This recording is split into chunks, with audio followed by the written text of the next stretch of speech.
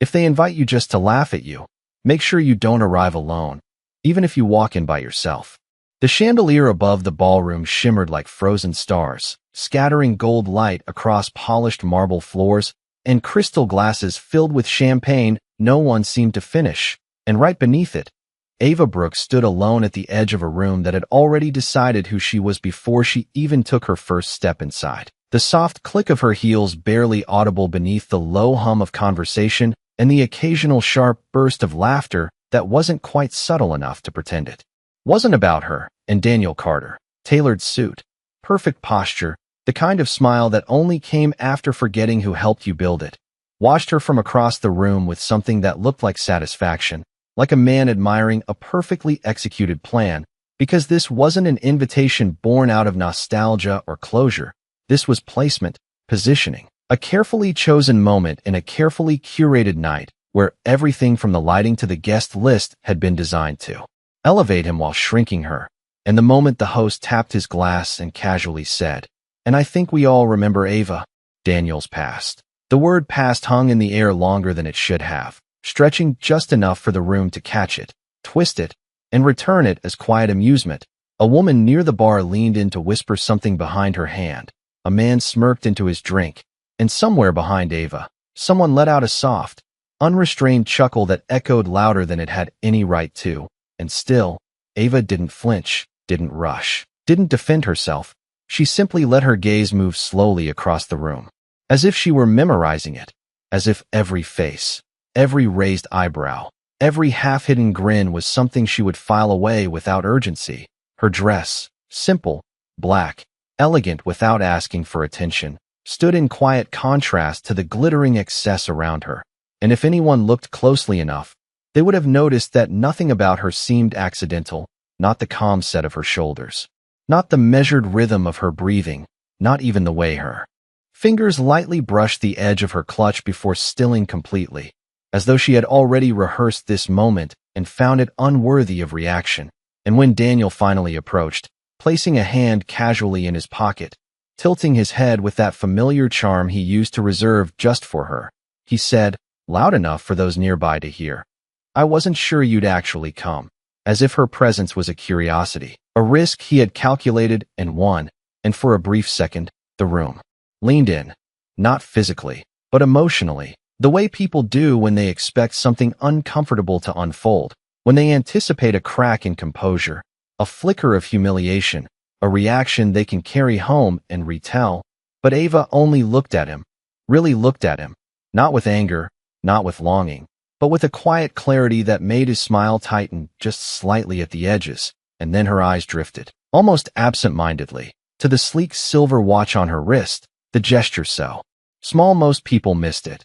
But it lingered just long enough to feel intentional, like she wasn't checking the time because she was nervous, but because she was waiting. And somewhere deep beneath the music, beneath the laughter, beneath the carefully constructed illusion of control that filled the room, there was a shift so subtle it could have been imagined, like the air itself was holding its breath. And Ava Brooks, the woman they had invited to diminish, stood perfectly still in the center of it, not shrinking, not reacting, just waiting for something no one else in that room even knew was coming. Daniel let out a soft laugh, the kind meant to sound effortless but sharpened by intention, and he glanced over his shoulder as if inviting the nearby guests to share in whatever private joke he believed he had just created, his voice lowering slightly, but not enough to escape the circle of attention forming around them as he said, "You look different." And the pause before the last word stretched just long enough to turn it into something else entirely, something that did not compliment but quietly measured, reduced, categorized. And Ava did not respond immediately, not because she did not have something to say, but because she seemed to understand that in rooms like this, silence was not emptiness, it was space, and whoever filled it first usually lost. So she let the moment breathe while a server passed between them carrying a tray of champagne flutes, the faint clink of glass brushing against glass sounding almost too loud in the tension. And Daniel, misreading her stillness as hesitation, took another step closer, tilting his head slightly as though studying her, as though trying to reconcile the woman in front of him with the version he had already rewritten in his mind.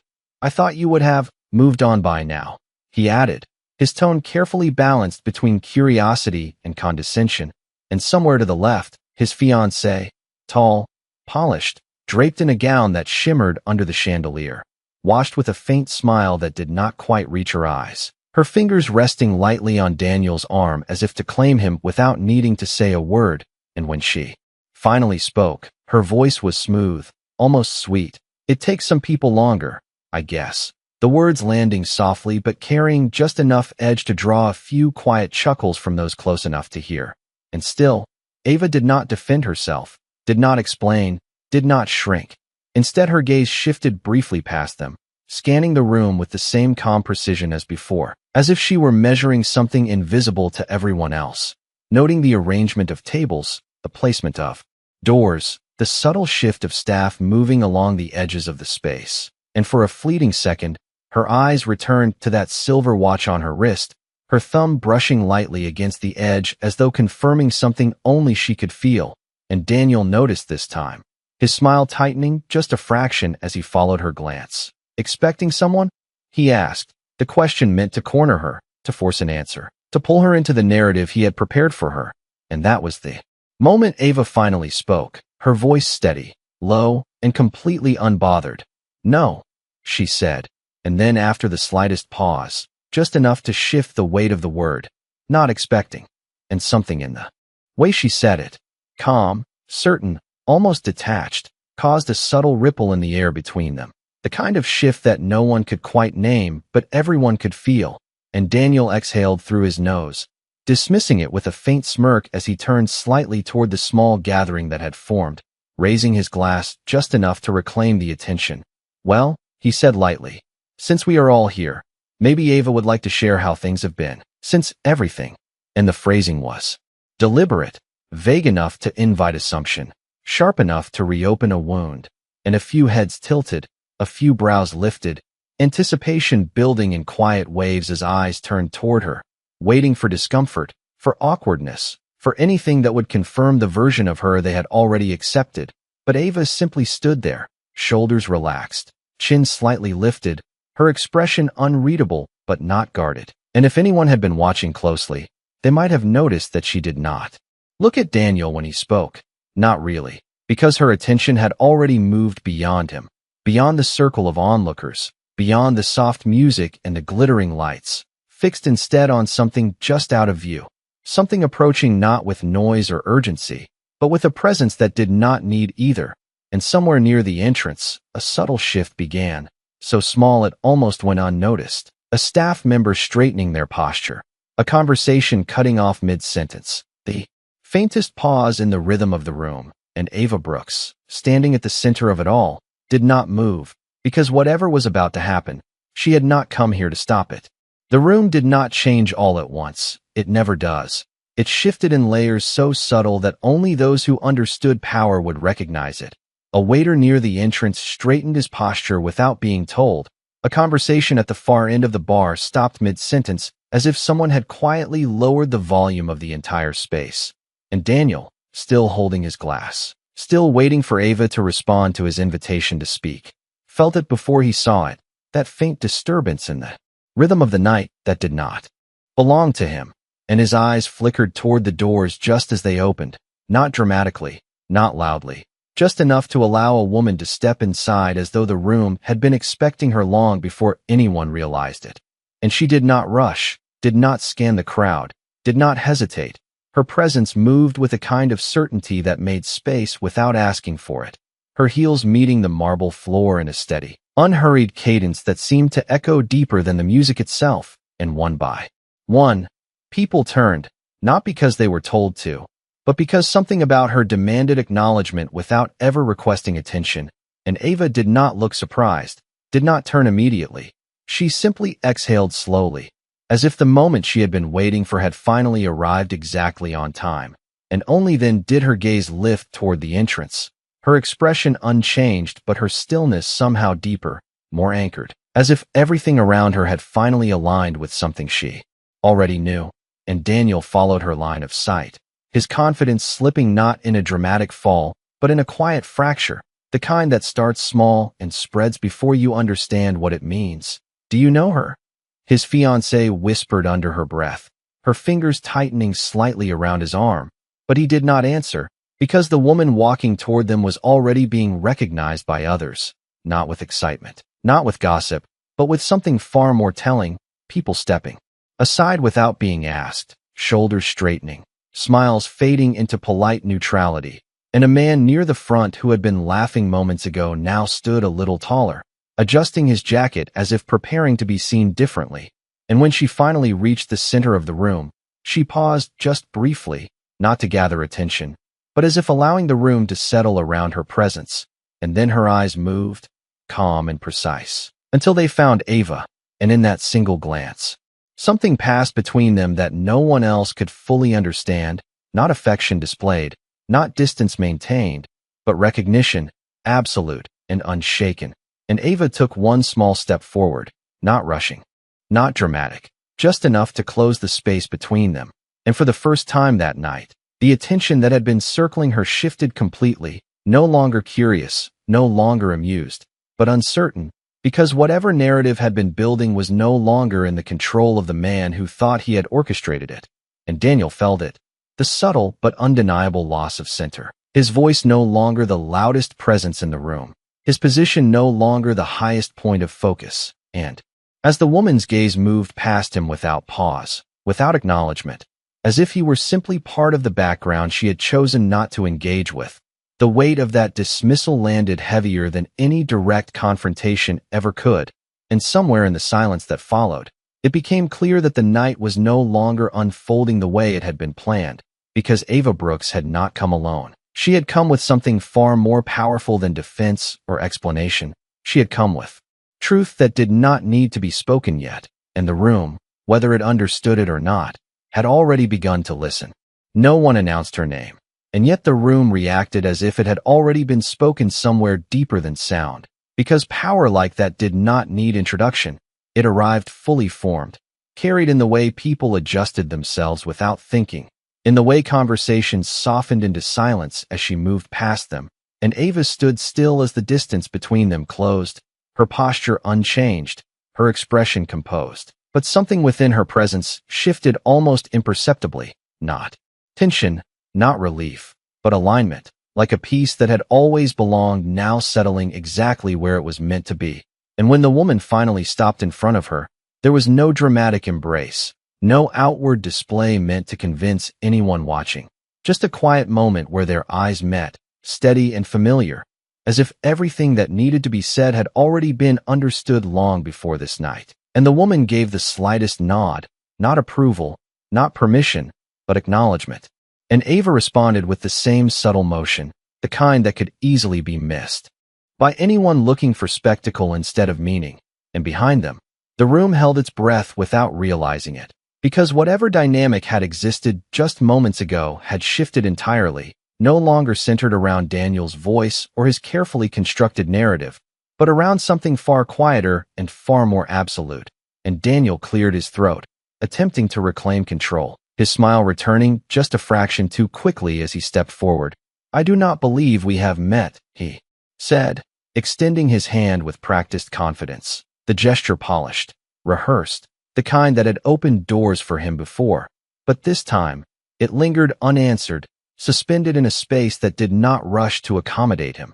And the woman's gaze moved to him only after a pause, not dismissive, not confrontational, simply measured, as if she were deciding whether the interaction required her attention at all. And when she finally acknowledged him, it was not with a handshake, but with a calm, composed look that seemed to reduce the significance of his presence without a single word. And somewhere behind Daniel, someone shifted uncomfortably, sensing the imbalance even if they could not name it. And his fiancée, still at his side, straightened slightly, her earlier confidence softening into something more cautious, her smile tightening as she observed the exchange, trying to recalibrate her place within a situation that no longer followed the script she had expected. And Ava remained silent, not stepping in, not explaining, not bridging the gap, because she did not need to, and the woman beside her did not rush either. She simply let the moment extend, let the weight of unanswered expectations settle into the room until it became undeniable. until the absence of her response spoke louder than anything Daniel could say. And then, with a quiet composure that carried more authority than any raised voice ever could, she shifted her attention back to Ava, speaking just loud enough for those closest to hear. "I hope I am not late." Her tone smooth, controlled, as if time itself had adjusted to her arrival rather than the other way around. And Ava's lips curved slightly, not into a smile meant for the room, but into something softer, more private. "Not at all," she replied, her voice steady, matching the same quiet certainty. And in that brief exchange, something became clear, not through declaration but through presence, through the undeniable way the room had rearranged itself around them. That whatever story had been unfolding before was no longer the one that mattered. Because Ava Brooks was no longer standing alone in a space that had tried to define her. She was standing beside something that could not be reduced, could not be dismissed, and did not need to prove itself. And Daniel, still holding his glass, still positioned where he believed control should remain, felt the shift fully now, not in a sudden collapse, but in the slow realization that the ground beneath the evening he had built was no longer as stable as he thought. And for the first time since Ava had arrived, he was no longer certain how the night would end. The silence did not break. It deepened, stretching across the room like something tangible that no one dared to disturb. And the woman beside Ava did not rush to fill it, did not acknowledge the tension as something that needed to be resolved. Instead, she turned slightly, her gaze drifting across the room with quiet precision, as if she were taking inventory, not of faces, but of influence, of posture, of who held themselves with certainty and who suddenly did not.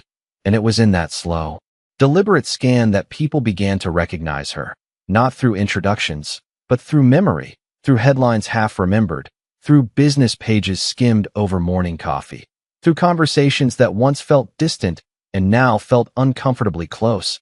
And a man near the back straightened abruptly, whispering something under his breath to the woman beside him, her expression shifting from mild curiosity to unmistakable realization. And then it spread, not loudly, not dramatically, but in a quiet ripple that moved faster than any announcement could, because recognition did not need volume. It needed only one person to see clearly. And Daniel felt it before he fully understood it, the way the room was no longer responding to him, the way attention slipped from his reach no matter how firmly he tried to hold it. And he forced a small laugh, lifting his glass again as if nothing had changed.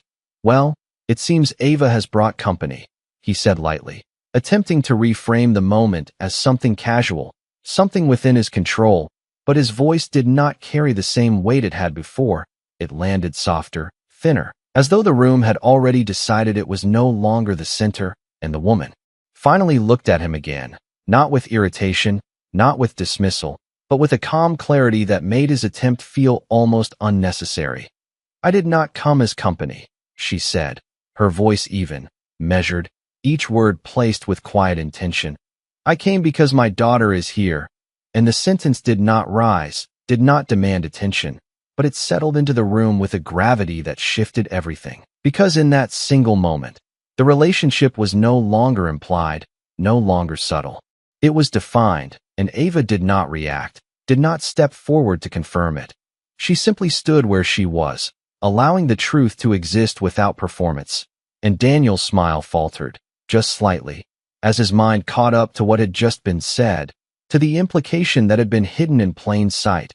And his fiancée's hand slipped from his arm, not dramatically, but unconsciously, as if her body had already begun to recalibrate its distance from a situation she no longer fully understood.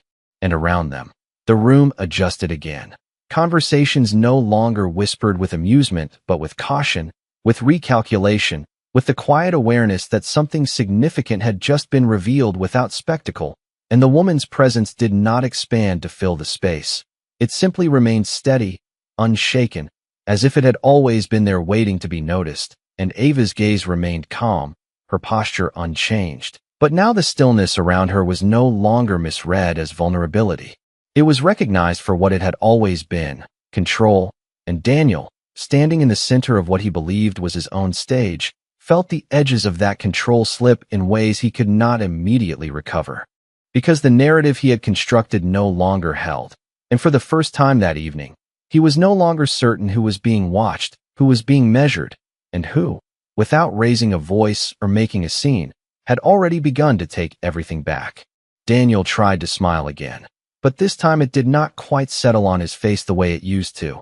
It hovered there, uncertain, like something that no longer belonged to him, and he adjusted his grip on the glass in his hand, the faint clink of ice shifting inside it sounding louder than it should have in the growing stillness. "Your daughter," he repeated, as if the words needed time to reshape themselves into something less disruptive, something that fit the version of Ava he had already accepted. But the room had already moved past him, already begun its quiet recalibration, and the woman, Victoria, did not rush to clarify, did not expand, did not offer him the comfort of explanation. She simply let the truth remain exactly as it was, complete without embellishment, and that was what unsettled him the most, because there was nothing to argue against, nothing to diminish, nothing to twist, only something he had failed to see, and Ava, standing beside her, did not step forward to claim anything either, her silence no longer mistaken for absence but recognized now as choice, as control, as the kind of restraint that did not need validation. And somewhere behind them, a man in a tailored navy suit shifted his stance and approached cautiously, his expression respectful, almost careful. "Ms. Brooks," he said, addressing Victoria with a slight nod that carried more weight than any introduction. And Daniel's attention snapped to him, recognition flashing across his face a second too late, because that man was not just any guest. He was someone Daniel had been trying to secure a meeting with for months, someone whose approval could elevate or stall entire projects. And yet here he was, not acknowledging Daniel at all, his focus entirely on the woman who had just entered the room. "I did not realize you would be attending tonight," the man continued, his tone measured, deferential. And Victoria offered a small, polite smile, the kind that acknowledged his presence without inviting familiarity. "Neither did I," she replied smoothly, and the simplicity of her answer carried a quiet implication that rippled outward, that this evening had not been significant enough to require her presence until now, until Ava, and Daniel felt something tighten in his chest. Not panic, not yet, but the early recognition that the ground he stood on was shifting in ways he could not immediately control, and his fiancée glanced between them, her earlier confidence now replaced with careful observation, her posture subtly adjusting as if trying to understand where she now belonged within this new arrangement of power. And the conversations around the room began again, but softer this time, more measured, no longer filled with casual amusement, but with quiet calculation, people reassessing what they thought they knew, who they thought mattered. And Ava remained exactly where she was, not stepping forward, not stepping back, her presence steady beside Victoria, as if she had always been part of something larger that never needed to be announced. And Daniel, for the first time that night, realized that the version of Ava he had invited here, the one he believed he could define, no longer existed in the way he had imagined, if it ever had at all. And as the man in the navy suit continued speaking with Victoria, lowering his voice with unmistakable respect, Daniel stood there holding his glass, no longer the center of the room, no longer the one others instinctively turned toward. And in that quiet, undeniable shift, it became clear that whatever this night had been meant to prove, it was no longer proving it for him. Because without raising her voice, without defending herself, without even acknowledging the insult that had brought her here, Ava Brooks had already begun to take back something far greater than reputation. She had taken back the space itself, and the room, whether it was ready or not, had already made room for her. The balance of the room had already shifted, but Daniel was not ready to let it settle that way, not yet, and he took a step forward, drawing in a quiet breath as if steadying himself, his voice rising just enough to reclaim a fragment of attention. "Well, since everyone is here," he said, forcing a lightness that no longer came naturally, "this feels like the perfect moment to celebrate new beginnings."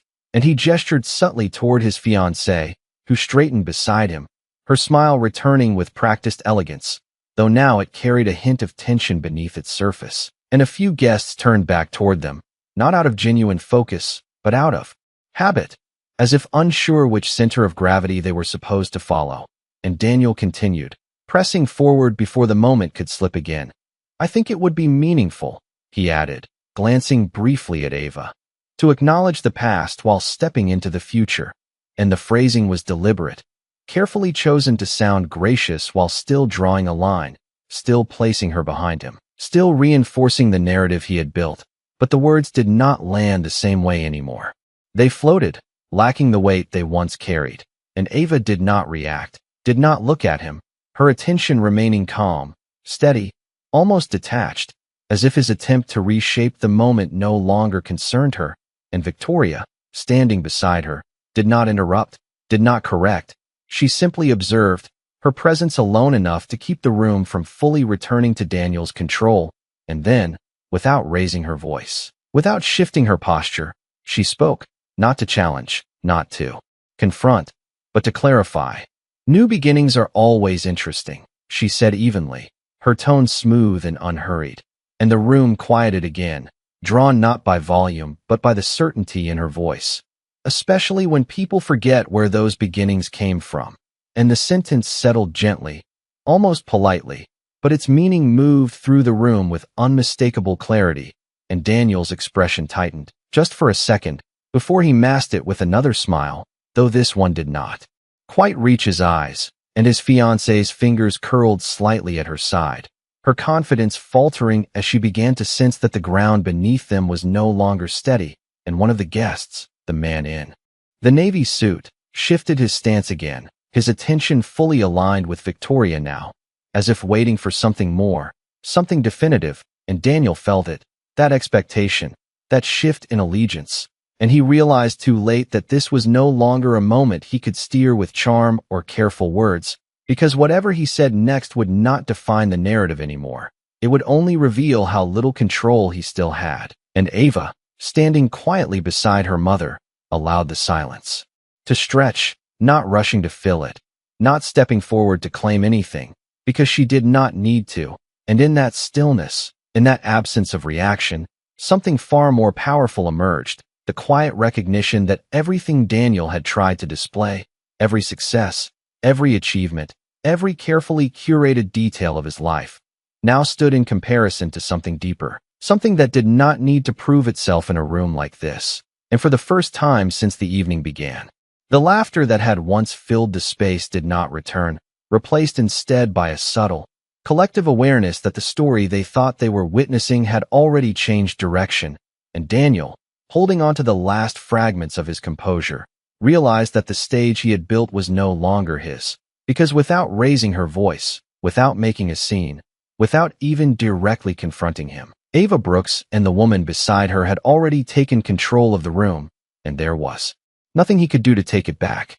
Daniel's grip tightened around the glass just enough for the ice to shift again, a small, almost invisible movement that betrayed more than his expression ever would.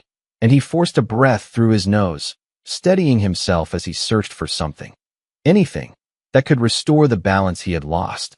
I think there may be some misunderstanding, he said, his voice carefully controlled, though it no longer carried the same authority it once did, and a few guests glanced at one another, not with amusement now, but with curiosity sharpened by uncertainty, and Victoria did not respond immediately. She allowed his words to exist for a moment, to settle, to reveal themselves fully before she chose whether they were worth addressing. And when she finally spoke, her tone remained even, almost gentle. "There is no misunderstanding," she said, and the simplicity of it left no room for negotiation, no space for reinterpretation, and Daniel's smile faltered again, more noticeably this time, as the room seemed to lean slightly in her direction without physically moving, as if drawn by something far more stable than confidence. And the man in the navy suit stepped closer, his posture now unmistakably aligned with her. "Ms. Brooks," he said quietly, but clearly enough for those nearby to hear, "we were reviewing the acquisition proposal earlier this week," and Daniel's attention snapped to him again, a flicker of recognition crossing his face before settling into something heavier, because that proposal, that deal, that opportunity he had been counting on to solidify his position, suddenly no longer felt like something he controlled. And Victoria gave a small nod, acknowledging the statement without elaborating, and the man continued, his tone respectful. I believe Carter Holdings is part of the portfolio under consideration. And the words landed softly, but their meaning moved through the room with unmistakable force, because in that moment, it was no longer speculation, no longer subtle. It was clear, undeniable. And Daniel's breath caught just slightly, his mind racing to catch up with the implications he had never thought to question, and his fiancée's posture shifted again, her body angling just a fraction away from him, not intentionally, but instinctively, as if distance might offer clarity, and the quiet conversations around them stilled once more, replaced by a different kind of attention, one that measured, that evaluated, that recalculated everything they thought they knew about who stood where in this room. And Ava remained still, her presence unchanged, her gaze calm, not triumphant, not vindictive, simply certain, as if this moment had always been inevitable. And Victoria turned her attention back to Daniel, not with hostility, not with accusation, but with a clarity that left no room for illusion. "You have done well," she said, her voice composed, acknowledging his effort without elevating it. "But success is rarely built alone." And the sentence settled between them with quiet weight, not as a reprimand, but as a reminder. And Daniel opened his mouth as if to respond, to reclaim something, to assert control, but no words came that could reshape what had already been revealed, because the room had already understood, had already adjusted, had already placed him differently than it had just moments ago. And Ava, standing beside her mother, did not step forward to claim victory, did not correct him, did not even look at him, because she did not need to. And in that absence of reaction, in that quiet refusal to engage in the conflict he had tried to create, something far more final settled into the space. The realization that this was never about proving him wrong. It was about showing that she had never been beneath him to begin with. And as the silence deepened once more, it became clear to everyone watching that whatever power Daniel thought he held in this room had already shifted hands, not through confrontation, not through spectacle, but through truth revealed at exactly the right moment. And there was nothing left for him to do but stand in it. No one spoke immediately after the truth settled into the room, because there was nothing left to question, nothing left to reinterpret, only the quiet weight of realization that had already rearranged every assumption they had walked in with. And Daniel stood there, the glass still in his hand, though he no longer seemed to remember why, his posture no longer commanding but held together by habit alone, as if stepping out of it would confirm something he was not ready to face. And around him, the room had moved on without moving, conversations resuming in softer tones, eyes no longer fixed on him but drifting instead toward Ava and Victoria with a different kind of attention, not curiosity, not judgment, but recognition. And that shift, that subtle but irreversible redirection, carried more finality than any confrontation ever could. And Ava did not step forward, did not speak again. She simply stood for a moment, longer, allowing the silence to finish what it had already begun, her gaze steady, not lingering on Daniel, not searching for reaction, because there was nothing left there for her to claim. And Victoria turned slightly toward her, not as a signal to leave, but as a quiet acknowledgement that everything that needed to happen already had. And Ava gave the smallest nod, the kind that carried no urgency, no triumph, just completion. And then she moved, not quickly, not dramatically, but with the same calm precision she had entered with, her heels echoing softly against the marble as she walked past the same people who had laughed before, though now their expressions had changed, their posture subtly adjusting as she passed, as if recognizing something they had overlooked. And no one stopped her, no one called after her, because the moment did not belong to interruption anymore. It belonged to understanding. And Daniel watched her go, not with anger, not even with regret that could be easily named, but with the slow, quiet awareness that whatever version of the story he had tried to control had slipped beyond his reach long before tonight, and that the woman he had invited to diminish had never truly been within that narrative to begin with. And his fiancée stood beside him, silent now, her earlier certainty replaced with distance. Her gaze no longer fixed on the future he had promised, but on the present that no longer felt stable. And the room continued around them, the music returning, the conversations picking up, but something fundamental had shifted. something that could not be undone simply by resuming the surface. And outside, the night air felt cooler, quieter, untouched by the tension that had filled the ballroom, and Ava stepped into it without hesitation, the city lights reflecting softly in the distance. And for a brief moment, she paused, not to look back, not to reconsider, but simply to exist in the stillness that followed, and Victoria joined. Her presence steady beside her, not leading, not directing, just there, and Ava exhaled slowly, the kind of breath that did not release pain, but closed a chapter that no longer held weight. And then she continued forward, her steps unhurried, her posture unchanged, as if nothing needed to be proven anymore, because the room behind her had already understood what she never had to say, that she did not return to reclaim him, she returned to reclaim herself. And she left with something far greater than vindication.